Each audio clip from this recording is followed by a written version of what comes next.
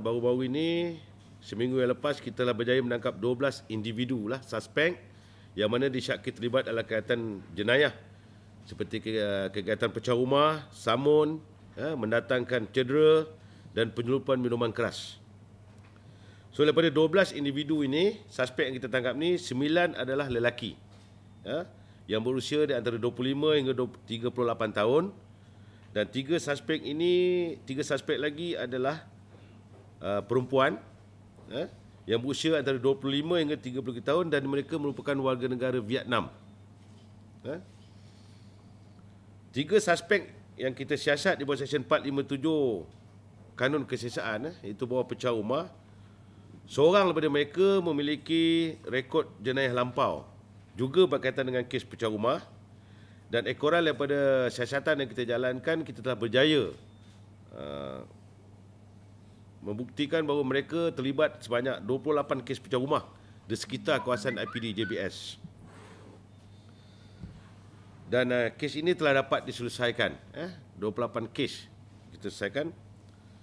Sementara 3 suspek lagi yang terdiri daripada 2 perempuan Vietnam telah disiasat di bawah Seksyen 394 Kanun Kesiasaan, iaitu samun. Samun.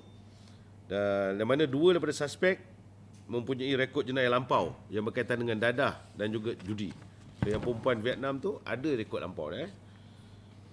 Manakala 4 suspek lagi kita siasat di bawah Seksyen 324 Kanun Kesiasaan yang untuk mendatangkan cedera yang boleh membawa penjara sampai 3 tahun ataupun juga sebatan.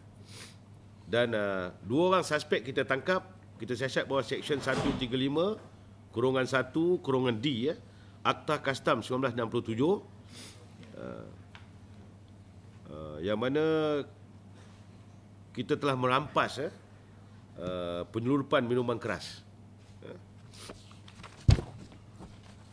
Jadi untuk makluman tuan-tuan juga, kita telah merampas kereta sebanyak 2 buah kereta yang mana kereta ni terlibat.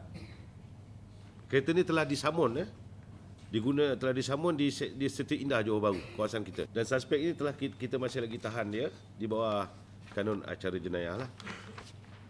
So, sementara rampasan yang kita tangkap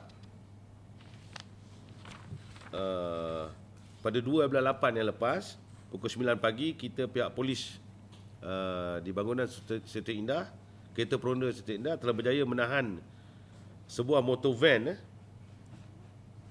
yang mana menggunakan nombor pendaftaran palsu, dan kita telah menahan 2 orang lelaki yang berusia 27 dan 38 tahun serta telah merampas sebanyak 4,800 tin minuman keras